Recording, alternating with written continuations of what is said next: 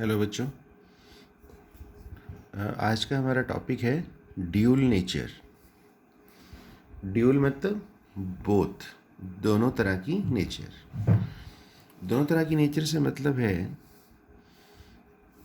Particle nature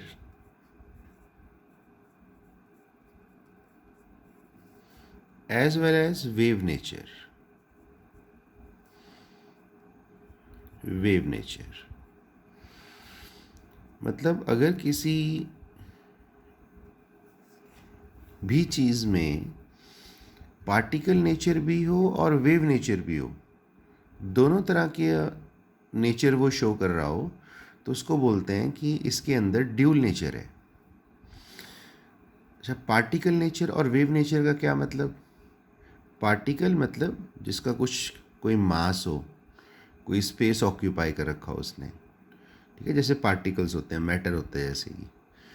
और wave nature radiations, जिस तरह से क्रेस्ट एंड ट्रफ की फॉर्म में ट्रैवल करना, एनर्जी हो जिनके अंदर कुछ, या और सिंप्लीफाई वे में अगर मैं बताऊं, पार्टिकल्स जैसे कि इंटरफेरेंस का फिनोमिना शो नहीं करते।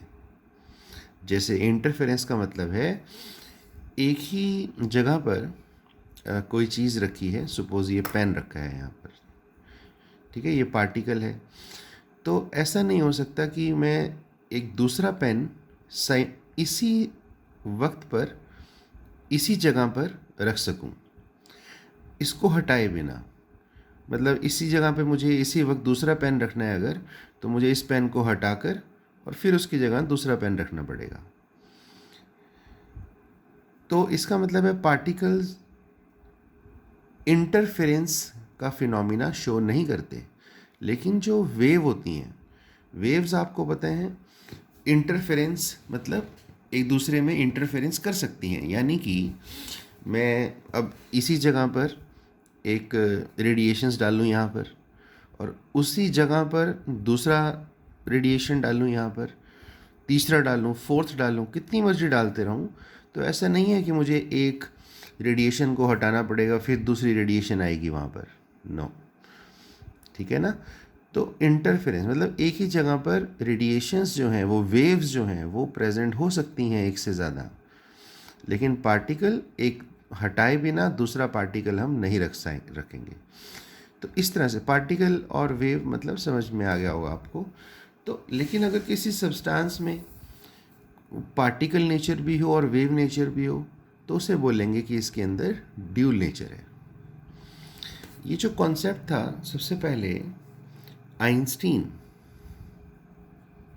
ने 1905 में on the basis of certain experiments he said that photons जो होते हैं, लाइट के जो पैकेट्स हैं, फोटोन्स, उनमें ड्यूल नेचर होती है। ठीक है, मतलब हमें पता तो है ही फोटोन्स के अंदर वेव नेचर तो है ही है। इसने कहा इसमें पार्टिकल नेचर भी होती है। कुछ फिनोमिना है, फोटो इलेक्ट्रिक इफेक्ट वगैरह, तो उससे साफ पता लगता है कि फोटोन्स के अंदर पार्टिकल नेचर भी है। तो आइंस्टीन ने बोला कि फोटोन्स जो होते हैं उनके अंदर ड्यूल नेचर होती है, पार्टिकल भी और वेव नेचर भी। ठीक, इसने उस बात को प्रूव भी किया। अभी हम मैथमेटिकल डेरिवेशन करेंगे उसका। लेकिन जो लुइस डी ब्रॉगली था, लुइस डी ब्रॉगली, उसने 1924 में आइंस्टीन का जो आइडिया था फोटोन्स के लिए, उसको काफ़ी एडवांस कर दिया। इसने कहा कि सिर्फ फोटोन्स की ही नहीं, दुनिया में सारे जितने पार्टिकल्स हैं, वो कितने भी छोटे हों, इलेक्ट्रॉन प्रोटॉन जितने चाहे, और कितने भी बड़े हों, as big as a planet, सब के अंदर ड्यूल नेचर होती है। मतलब पार्टिकल्स के अंदर भी सभी के अंदर ड्यूल नेचर होती है। मतलब उसने कहा दुनिया में हर एक चीज़ में ड्यूल नेचर होती है, लुइस डी ब्रॉगली ने। तो जब इसने ये बात कही, तो ऑब्वियसली बात है बहुत सारे कंट्रोवर्सीज हुए, इसके ऊपर ऑब्जेक्शंस उठी कि ऐसा कैसे हो सकता है, इतने बड़ी बड़ी चीज़ें हैं, एक कार है, एक बस है, ट्रेन है, वो तो पार्टिकल है प्योर, उसमें वेव नेचर कहाँ से आ गई? तो ड्यूल नेचर कैसे हो सकती है पार्टिकल्स के अंदर? तो इसने कहा, इसने अपनी बात को प्रूव करने के लिए एक मैथमेटिकल एक्सप्रेशन से प्रूव किया, डिराइव करके दिखाया, ठीक है। और आज की डेट में ये जस्टिफाइड है कि सभी के अंदर ड्यूल नेचर होती है। अब वो डेरिवेशन हम करेंगे कि इसने क्या बताया, किस तरह से प्रूव किया इस बात को, ठीक है। तो आज का टॉपिक हमारा ये लुईस डी ब्रॉगली की जो इक्वेशन है ड्यूल नेचर ऑफ मैटर के लिए, वही टॉपिक है और उसके न्यूमेरिकल्स जो हैं हमें करने हैं, ठीक है। तो इसकी डेरिवेशन अगर करें हम, लुईस डी ब्रॉगली की इक्वेशन जो है, कहता है अगर जो फोटोन्स हैं, if photon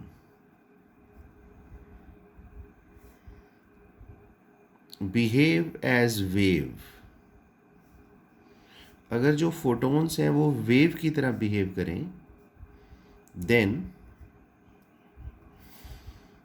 the energy is given by Planck's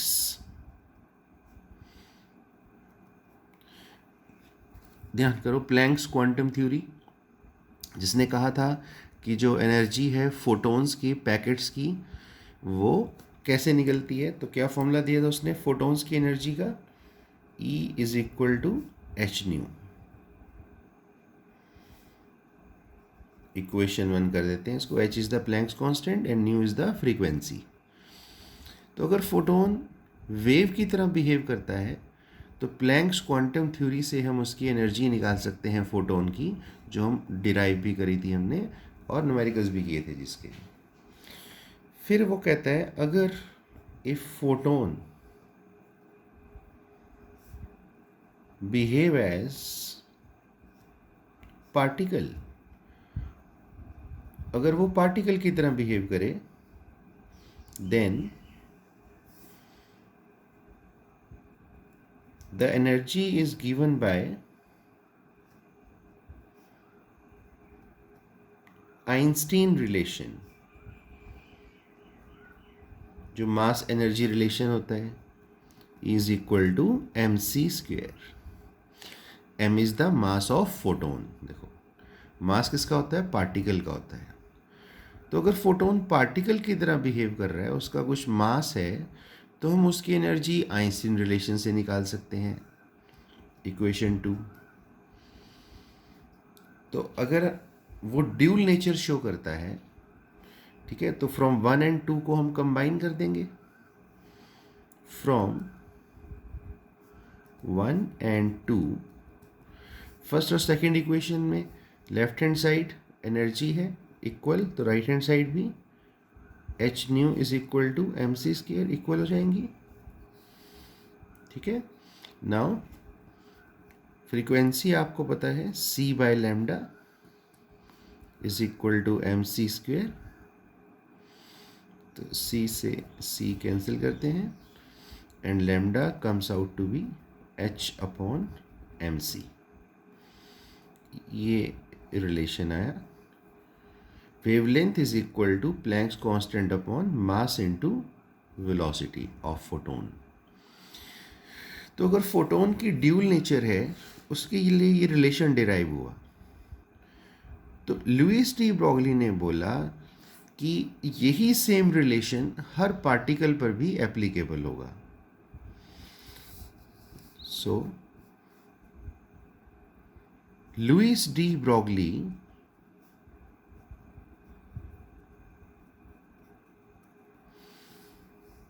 advanced the idea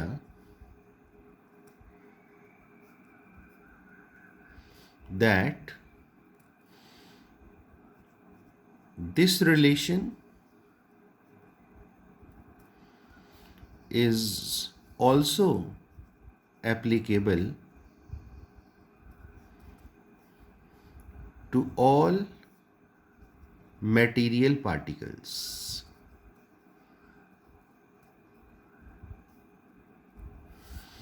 because the particle also have dual nature. तो उसने पार्टिकल्स के लिए क्या रिलेशन दिया, lambda is equal to H upon M we, ठीक है ना।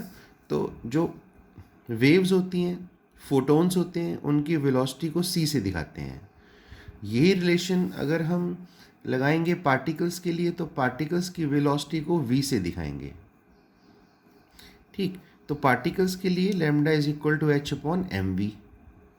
तो मास इंटू वेलोसिटी क्या होता है, momentum, H upon P, because P is equal to M into we.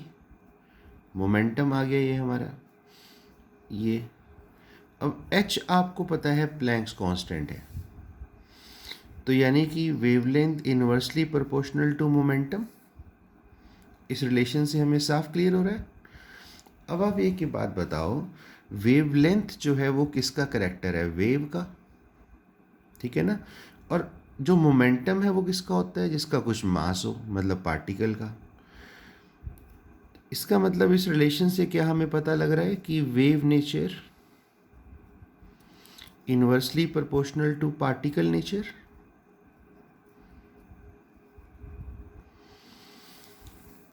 तो उसने ये प्रूव किया बेसिकली इस रिलेशन से कि वेव नेचर और पार्टिकल नेचर इनवर्सली प्रोपोर्शनल होती हैं। मतलब जिसके अंदर वेव नेचर ज़्यादा होगी उसमें पार्टिकल नेचर कम हो जाएगी, जिसमें पार्टिकल नेचर ज़्यादा होगी उसमें वेव नेचर कम हो जाएगी। लेकिन सभी के अंदर होगी ड्यूल नेचर, ठीक। जैसे अब जो रेडिएशंस होती हैं, वेव्स होती हैं, हमें लगता है कि ये वेव्स हैं प्योर, इनमें पार्टिकल नेचर नहीं है। क्यों? क्योंकि उनका वेव नेचर इतना ज़्यादा है, पार्टिकल नेचर कम हो गया। इसी तरह पार्टिकल्स के अंदर कोई कार है या बॉल है कोई, उसमें पार्टिकल नेचर इतना ज़्यादा है, हमें लगता है कि वो पार्टिकल है, उसमें वेव नेचर नहीं है, क्योंकि उसका वेव नेचर कम हो जाता है। तो ये रिलेशन है मेन, लुइस डी ब्रॉगली ने जो प्रूव किया, जिससे कि होती सब में ड्यूल नेचर है, बस जिसमें वेव नेचर ज़्यादा हो जाती है उसकी पार्टिकल नेचर हमें नज़र नहीं आती, और इसमें पार्टिकल नेचर ज़्यादा हो जाती है, वेव नेचर नज़र नहीं आती, ठीक। तो अब ये जो टॉपिक है अपना ड्यूल नेचर का, ये उसका डेरिवेशन था रिलेशन का। अब इसकी जो न्यूमेरिकल्स हैं और जो एप्लीकेशंस वगैरह हैं वो करेंगे हम। इसकी जो मेजर एप्लीकेशन है ड्यूल नेचर की, वो है कि हम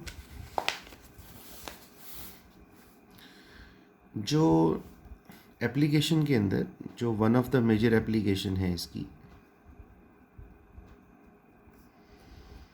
वो है जो बोहर्स पोस्टुलेट था of angular momentum. Bohr's postulate of angular momentum, वो हम इस रिलेशन की मदद से डिराइव कर सकते हैं। क्या था? एंगुलर मोमेंटम ऑफ इलेक्ट्रॉन निकालना हो अगर किसी भी शेल में, m v r is equal to n h upon 2 pi. याद करो, this is angular momentum of electron and this n is the number of shell, किस शेल में आपको निकालना है, n h upon 2 pi, h Planck's constant, 2 and pi are also constants. ये जो relation है बोहर्स ने जो एंगुलर मोमेंटम ऑफ इलेक्ट्रॉन के लिए दिया था, वो ये रिलेशन हम लुइस डी ब्रॉगली ने जो इक्वेशन दी है उससे डिराइव कर सकते हैं। ये इसकी one of the major application है। तो देखते हैं कैसे डिराइव होएगा, ठीक है। तो इस बोहर्स पोस्टुलेट की डेरिवेशन करते हैं स्टार्ट।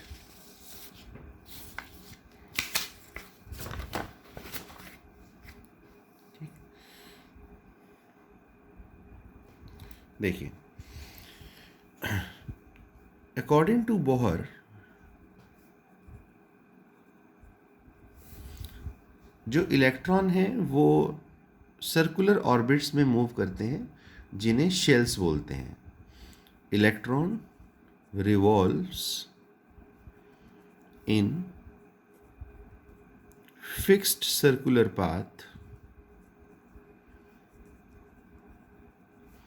ऑर्बिट्स। यानी कि बोहर्स के अकॉर्डिंग ये न्यूक्लियस है, अगर ये सर्कुलर पाथ ऑर्बिट के अंदर फिक्स्ड पाथ होता है, मतलब एक इलेक्ट्रॉन का, ठीक है। लेकिन according to Louis de Broglie,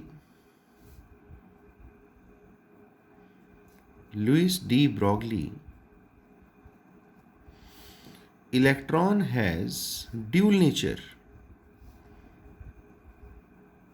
that is particle as well as wave nature। लेकिन लुइस डी ब्रॉगली के अकॉर्डिंग इलेक्ट्रॉन की ड्यूल नेचर होती है, वो पार्टिकल की तरह तो बिहेव करता ही है, वेव नेचर भी है उसमें। वेव मतलब जो वेव की तरह ट्रैवल करता है क्रेस्ट एंड ट्रफ की फॉर्म में। तो इसका मतलब लुइस डी ब्रॉगली ने कहा कि इलेक्ट्रॉन ऐसा नहीं है कि फिक्स्ड पाथ में मूव करेगा सिर्फ पार्टिकल की तरह, वो इस तरह से मूव करेगा।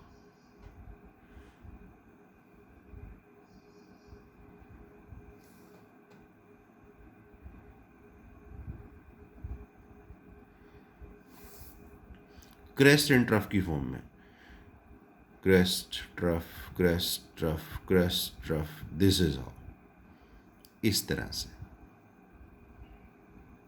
इस तरह मूव करेगा वो, क्योंकि उसमें ड्यूल नेचर है। तो अगर वो इस तरह से मूव करेगा तो आपको साफ दिख रहा है कि वो पूरा कंप्लीट जो ऑर्बिट है उसका चक्कर लगाते वक्त, देखो यहाँ से यहाँ तक एक वेवलेंथ हुई, यहाँ से यहाँ तक दूसरी वेवलेंथ, यहाँ से यहाँ तक तीसरी वेवलेंथ। सपोज जो मैंने अब बनाया है उसमें 3 वेवलेंथ के बराबर सरकमफ्रेंस आएगा उस ऑर्बिट का।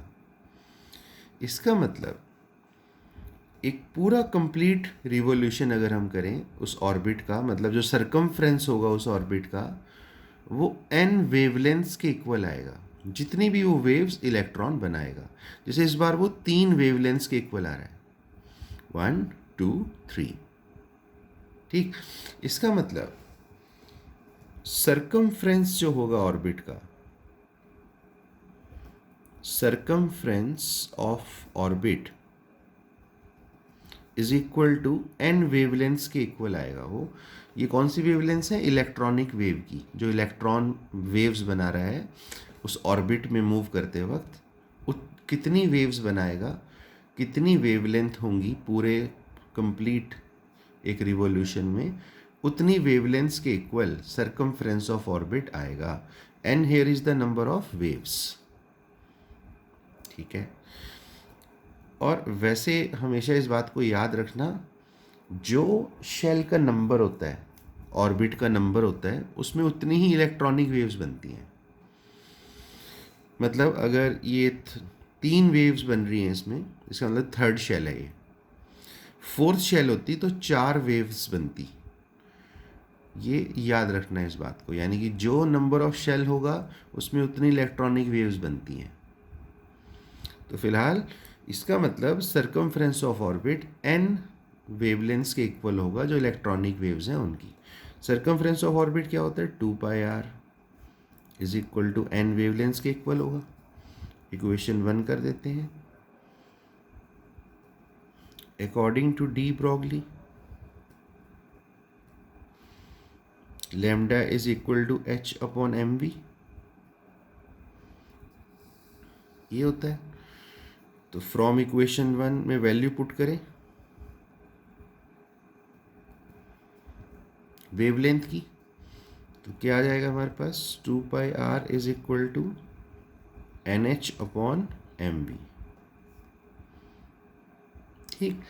तो अब mv को ऊपर ले जाते हैं, 2π को नीचे ले आते हैं, तो क्या बना? mvr is equal to NH/2π। ये देखो,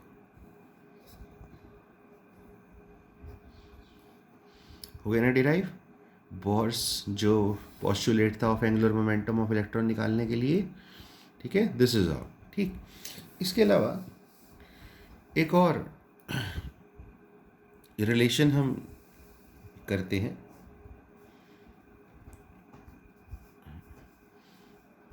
relation between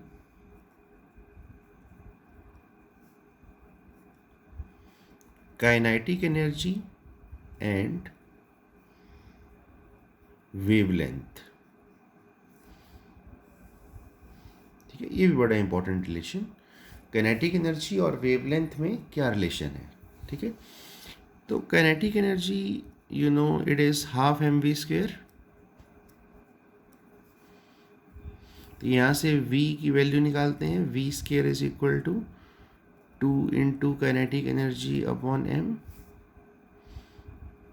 तो v is equal to root 2 kinetic energy upon m, equation 1। ठीक, now according to de Broglie, lambda is equal to h upon M we. ठीक, तो यहाँ से हम वेलोसिटी की वैल्यू पुट करते हैं, lambda is equal to h upon m, और वेलोसिटी की जगह आ गया 2 इंटू काइनेटिक एनर्जी, और ऊपर क्या चला गया m। ठीक है, नाउ इसको और सिंप्लीफाई करते हैं। तो क्या मैं इसको m से मल्टीप्लाई और m से डिवाइड कर सकते हैं। ठीक, तो m का स्क्वायर बाहर m आ जाएगा, ये कैंसिल हो गया m से m। तो लैम्डा इज इक्वल टू क्या हो गया, h upon root 2 into kinetic energy into m। ये रिलेशन है। ठीक है, तो वेवलेंथ जो है Planck's constant upon root 2 into kinetic energy into mass. तो इसके भी न्यूमेरिकल्स में आएंगे, और मेन फॉर्मूला आपको पता है, lambda is equal to h upon M we. ठीक, now let's start with the numericals. तो न्यूमेरिकल्स करते हैं start. The first numerical is calculate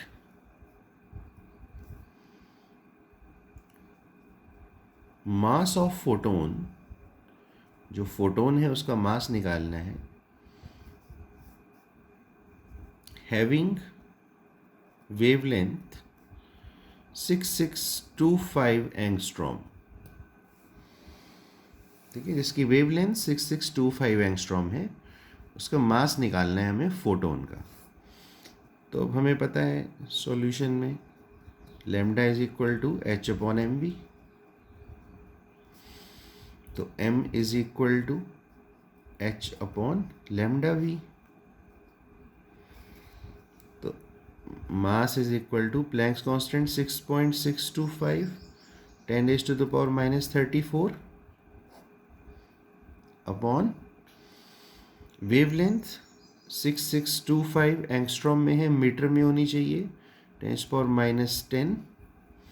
आपको पता है प्लैंक्स कांस्टेंट की यूनिट्स में किलोग्राम मीटर स्क्वायर पर सेकंड था, यानी कि मीटर्स में होनी चाहिए आपके, सारा कुछ प्लैंक्स कांस्टेंट की यूनिट के अकॉर्डिंग चलेगा, और मास किलोग्राम में आएगा।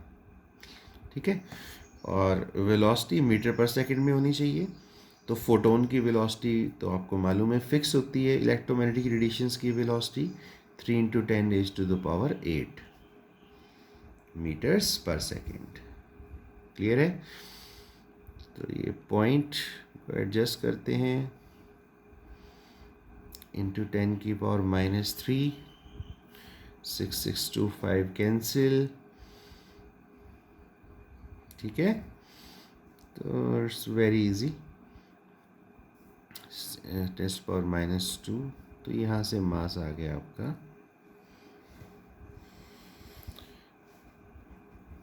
10 rays to the power -2 -35, 10 rays to the power -35/3, यानी कि 0.33 into 10 rays to the power -35 kilograms. That's it. ठीक है, नेक्स्ट न्यूमेरिकल करते हैं.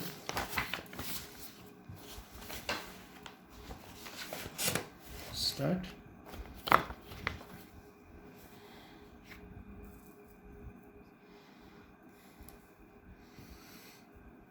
Calculate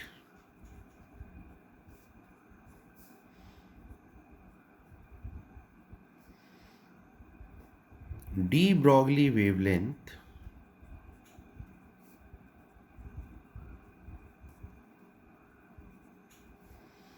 of an electron moving with 1% of speed of light.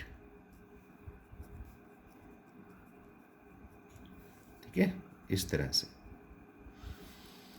De Broglie wavelength निकालनी है electron की जो 1% ऑफ स्पीड ऑफ लाइट से मूव कर रहा है. उसकी वेलोसिटी कितनी है? 1% ऑफ स्पीड ऑफ लाइट. तो वेलोसिटी कितनी हुई? 1/100 of 3 into 10 raised to the power 8 metre पर सेकेंड. 1% ऑफ लाइट तो इतना ही होगा. 1/100 of 3 into 10 raised to the power 8 यानी कि कितनी हुआ? 3 into 10 raised to the power 6 metre पर सेकेंड. तो वेलोसिटी हमने निकाली. 1% ऑफ स्पीड ऑफ लाइट का कितनी निकलेगी?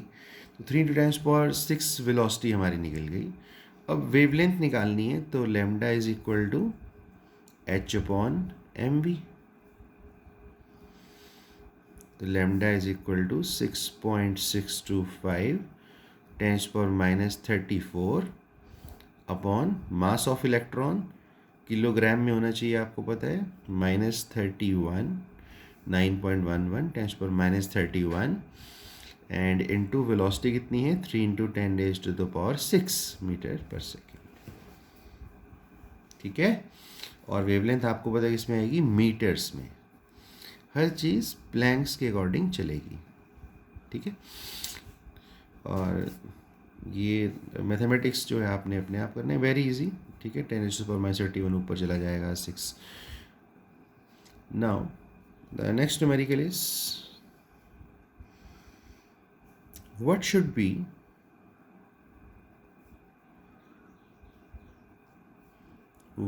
be ratio of velocities of methane and oxygen so that they have equal de Broglie wavelength. Ratio निकालनी है वेलोसिटीज की. किसकी वेलोसिटीज की रेशियो? मीथेन एंड ऑक्सीजन की, कि उनका वेवलेंथ इक्वल हो जब. तो सॉल्यूशन करते हैं. तो वेवलेंथ h/mv होता है. तो मैं ये रिलेशन लगाता हूँ पहले. मीथेन के लिए वेवलेंथ ऑफ मीथेन h तो कांस्टेंट ही है, h/मास of methane into velocity of methane. यही रिलेशन मैं ऑक्सीजन के लिए लगाऊं. h/मास of oxygen velocity of oxygen. ठीक है. ना उसने कहा था इक्वल वेवलेंथ है उनकी, तो वेवलेंथ इक्वल कर देते हैं. Wavelength of methane is equal to wavelength of oxygen, यानी कि h/मास of methane into velocity of methane is equal to h/मास of oxygen into velocity of oxygen. h to h cancel.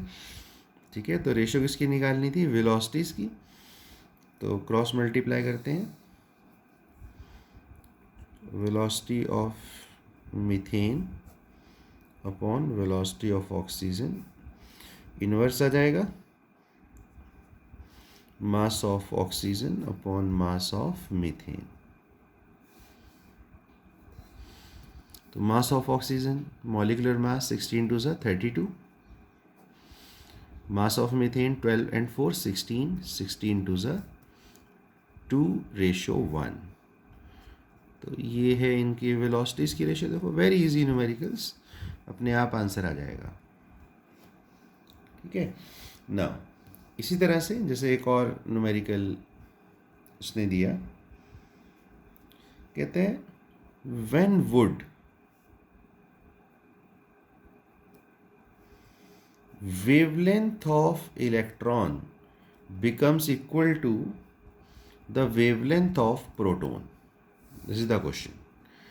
कब इलेक्ट्रॉन की wavelength proton की wavelength के equal हो जाएगी? ठीक, तो फिर दोबारा से हम वही उस तरीका अपनाएंगे, वेवलेंथ्स को इक्वल कर देंगे। यानी कि wavelength of electron h upon mass of electron into velocity of electron, wavelength of proton h upon mass of proton into velocity of proton। तो इक्वल वेवलेंथ्स कर दें अगर हम उनकी, तो राइट साइड भी h upon mass of electron into velocity of electron, h upon mass of proton into velocity of proton. ठीक है, और फिर वही cross multiplication, velocity of electron upon velocity of proton, mass of proton upon mass of electron।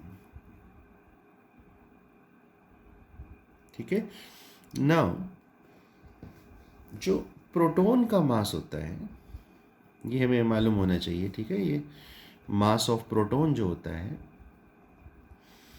वो 1837 times the mass of electron होता है।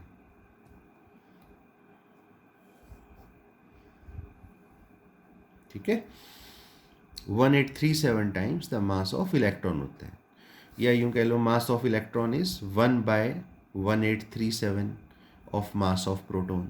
ध्यान आ गया होगा अब। ठीक है, तो प्रोटॉन के मास की जगह मैं यहाँ वैल्यू पुट करूँ तो क्या आएगा, velocity of electron upon velocity of proton is equal to 1837 times the mass of electron upon mass of electron से कैंसिल हो गया, तो velocity of electron is equal to 1837 times the velocity of proton.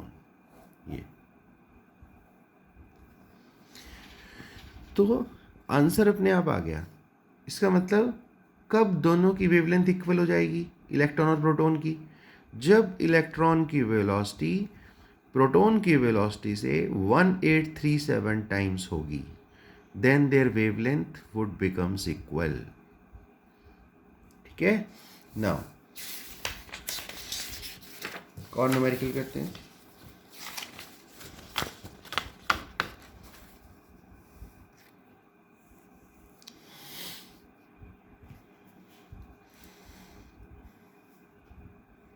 Two particles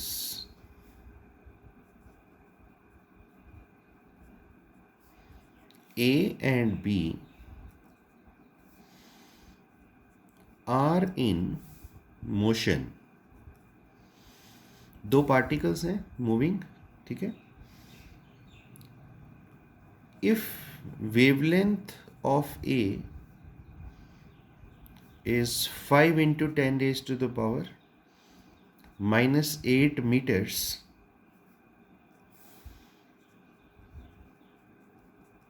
what is wavelength of B if its momentum is half of A? इस तरह से कहते हैं दो पार्टिकल्स हैं, वेवलेंथ ऑफ ए इतनी है, वेवलेंथ ए की गिवन है, बी की निकालनी है, अगर उसका मोमेंटम ए से हाफ है।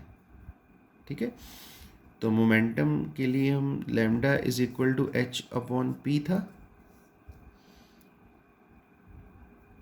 ठीक है, तो यहाँ पर हम ए के लिए लगाएंगे lambda A is equal to H upon P A, H तो कांस्टेंट है, और वेवलेंथ ऑफ बी के लिए H upon momentum of B.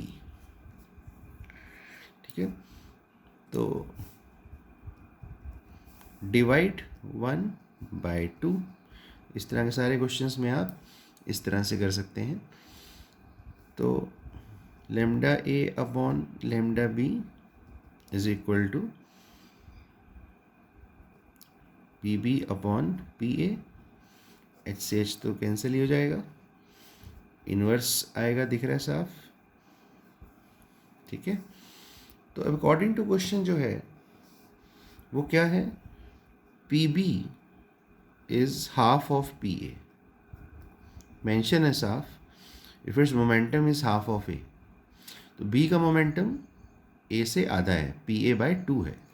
तो वैल्यू पुट करें यहाँ पर। ए की वेवलेंथ कितनी है, 5 × 10⁻⁻8। बी की वेवलेंथ हमें निकालनी है। Momentum of B is P A by 2 of P A से P A cancel.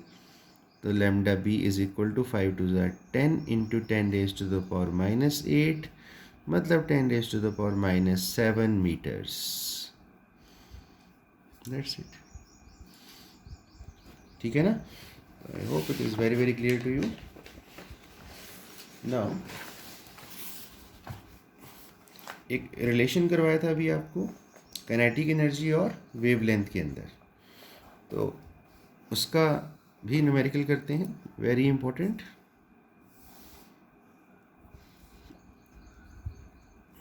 Calculate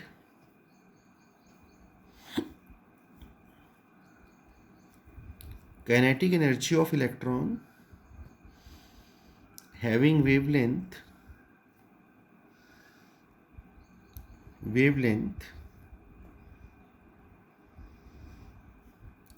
6.625 picometre,